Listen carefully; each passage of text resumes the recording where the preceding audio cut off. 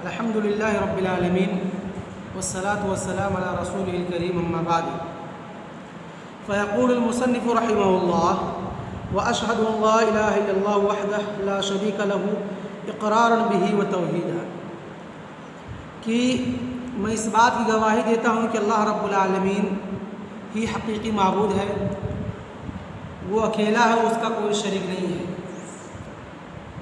ان تمام چیزوں کی تفصیلات گزر چکی، ہم پڑھ چکے ہیں پچھلے دروس کے اندر۔ وہ توحیداً، لفظ توحید اس کی شرح آج ہم لوگ پڑھیں گے۔ تو مصنف رحمہ اللہ نے کہا اقرار بہ و توحیداً، اللہ رب العالمین کا اقرار کرتے ہوئے اور اس کو ایک جانتے ہوئے۔ تو آئیے ہم سب پہلے دیکھتے توحید کہتے کسے ہیں، توحید کے کتنے اقسام ہیں، توحید کے معانی کیا ہیں۔ تو توحید، یہ جو لفظ توحید ہے یہ مصدر ہے فعل وحد یوحد کا، جس کے معنی کیا ہوتے ہیں؟ الافراد کے ہوتے ہیں، ایک جاننے کے ہوتے ہیں، ایک کے ہوتے ہیں۔ اور توحید کی تین قسمیں ہیں۔ توحید کی کتنی قسمیں ہیں؟ تین قسمیں، توحید ربوبیت، توحید الوہیت اور توحید اسماء و صفات۔ تو آئیے سب سے پہلے توحید ربوبیت کو دیکھتے ہیں کہ توحید ربوبیت کہتے کسے ہیں۔ توحید الربوبیہ ہوا افراد اللہ سبحانہ وتعالی بافعالہ، کیا ہے؟ افراد اللہ سبحانہ وتعالی فی افعالہ، کہ اللہ رب العالمین کو اس کے افعال میں ایک جاننا۔ وہ تین چیزیں ہیں اور یہ تین چیزوں کو شامل ہے فی الخلق والملک والتدبیر، کہ اللہ رب العالمین کو پیدا کرنے میں، یعنی چاہے وہ انسان و جنات کی تخلیق ہو، چاہے وہ آسمان و زمین کی تخلیق ہو، یا دنیا کے اندر کوئی بھی چیز جو بھی پیدا کی گئی ہے، ان تمام چیزوں میں اللہ رب العالمین کو ایک جاننا کہ ان کا پیدا کرنے والا کون ہے؟ صرف اور صرف اللہ رب العالمین ہے۔ اسی طریقے سے والملکی، اور ان تمام پوری دنیا کے اندر جو بھی چیز پیدا کی گئی ہے، تمام چیزوں کا مالک صرف اور صرف اللہ رب العالمین کو جاننا۔ اور اسی طریقے سے والتدبیر، اور ان تمام چیزوں کے نظام کو چلانا، تمام چیزوں کے انتظام کرنا، ان تمام چیزوں کے مدبر ہونا، تمام چیزوں کا مدبر ہونے میں کیا کرنا؟ اللہ رب العالمین کو ایک جاننا۔ جیسا کہ اللہ رب العالمین قرآن مقدس کے اندر ارشاد فرماتا ہے الا لہ الخلق والامر، کی خبردار اللہ رب العالمین ہی کے ہاتھ میں پیدائش ہے، یعنی تمام چیزوں کا پیدا کرنے والا کون ہے؟ اللہ رب العالمین ہے۔ والامر، اور اسی طریقے سے تمام چیزوں کے معاملات کس کے ہاتھ میں ہے؟ اللہ رب العالمین کے ہاتھ میں ہے۔ اسی طریقے سے اللہ رب العالمین دوسری جگہ ارشاد فرماتا ہے وَلِلَّهِ مُلْكُ السَّمَاوَاتِ وَالْأَرْضِ، کہ اللہ رب العالمین ہی کے ہاتھ میں، اللہ رب العالمین ہی کے قبضے میں کیا ہے؟ آسمان و زمین کی ملکیت ہے۔ اسی طریقے سے اللہ رب العالمین دوسری جگہ ارشاد فرماتا ہے فَتَبَارَكَ اللَّهُ أَحْسَنُ الْخَالِقِينَ، کہ اللہ رب العالمین کی ذات بابرکت ہے جس کو سب سے بہتر پیدا کرنے والا ہے۔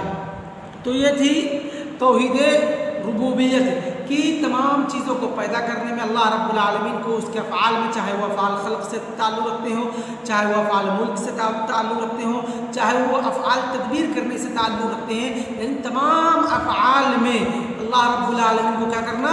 ایک جاننا کہ اللہ رب العالمین کی ذات واحد ہے جو ان تمام چیزوں کے امور کو چلاتی ہے، ان تمام چیزوں کے امور، ان تمام چیزوں کے معاملات اللہ رب العالمین کے ہاتھ میں ہیں۔ اللہ رب العالمین کے علاوہ کوئی دوسرا نہیں ہے جو اللہ رب العالمین کا شریک ہو۔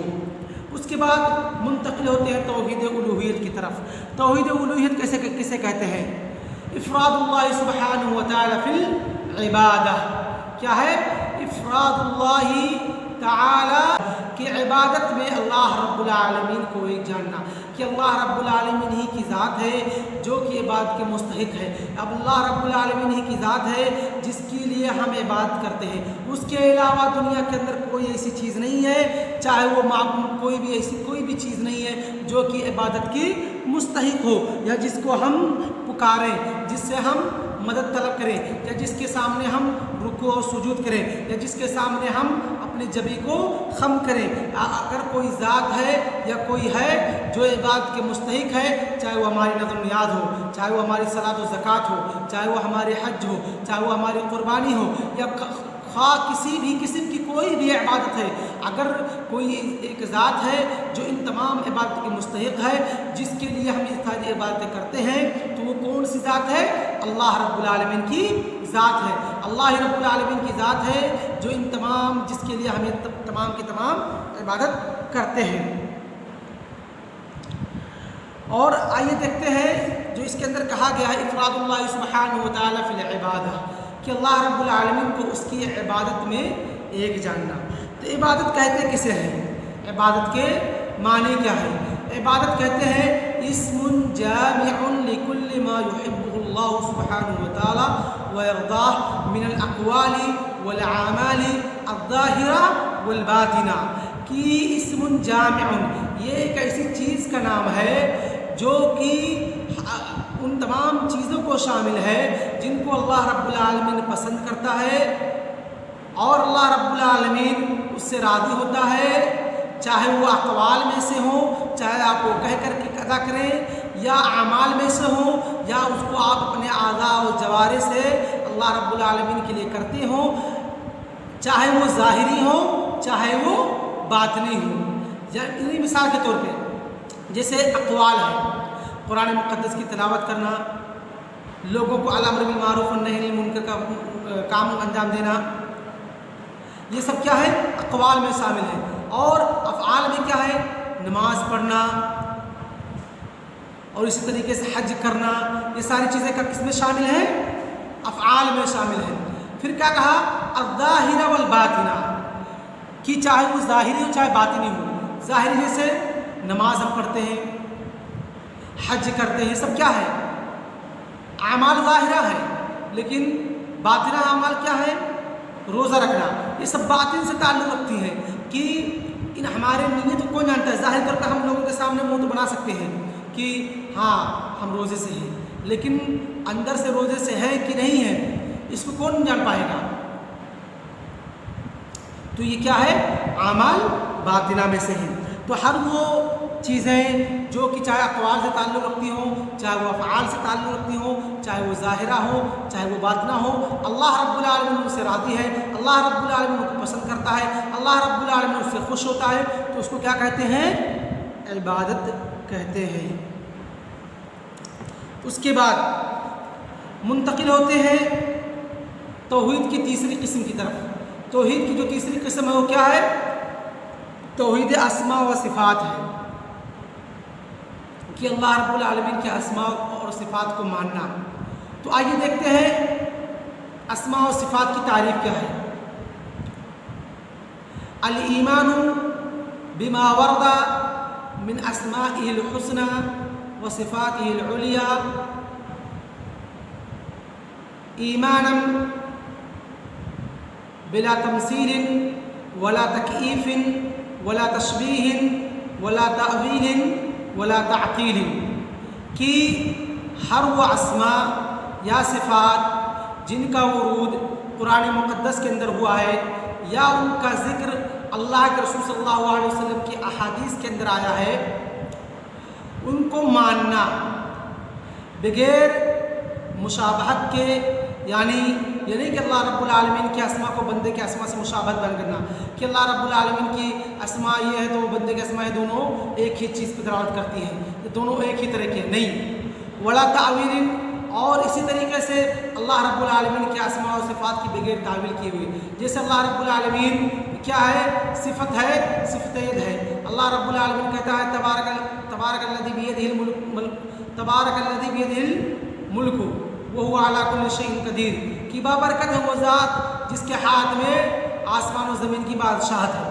اب ہمیں یہاں پر تعویل نہیں کرنی ہے، ہمیں یہاں پر ہیر پھیر نہیں کرنا ہے، بلکہ اللہ رب العالمین نے یہاں پر اپنے لیے ہاتھ ثابت کیا ہے تو ہم کو وہ ہاتھ ماننا ہے، معطلہ کے لیے نہیں یا اہل تعویل کی طرح نہیں کہ یہاں ہاتھ سے مراد قبضہ ہے یا ہاتھ سے مراد قوت ہے، یہ نہیں کرنا ہے۔ اسی طریقے سے ولا تمثیل، بغیر مماثلت بیان کیے ہوئے کہ اللہ رب العالمین کے پاس ہاتھ ہے تو اللہ رب العالمین کے ہاتھ کیسے بندے کی طرح، نہیں، ہرگز نہیں، بلکہ بغیر مماثلے کے، بغیر تمثیل بیان کیے ہوئے کہ اللہ رب العالمین کی صفت ایسی ہے تو بندے کی صفت کی طرح ہوں گی، نہیں، ہرگز نہیں۔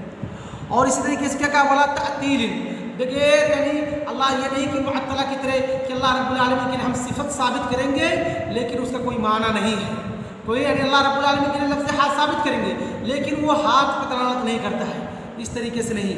تو یہ ہے یہ تھی تعریف اسماء و صفات کی، الایمان بما ورد من اسمائه الحسنى وصفاته العليا سواء في القرآن او في السنة ایمانا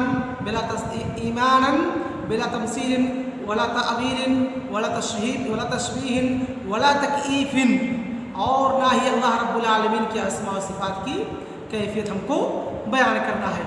تو یہ تھی چند چیزیں جو کہ تعلق رکھتی تھی توحید سے، توحید کی اقسام سے، اور آج کا درس ہم اسی پر اکتفا کرتے ہیں۔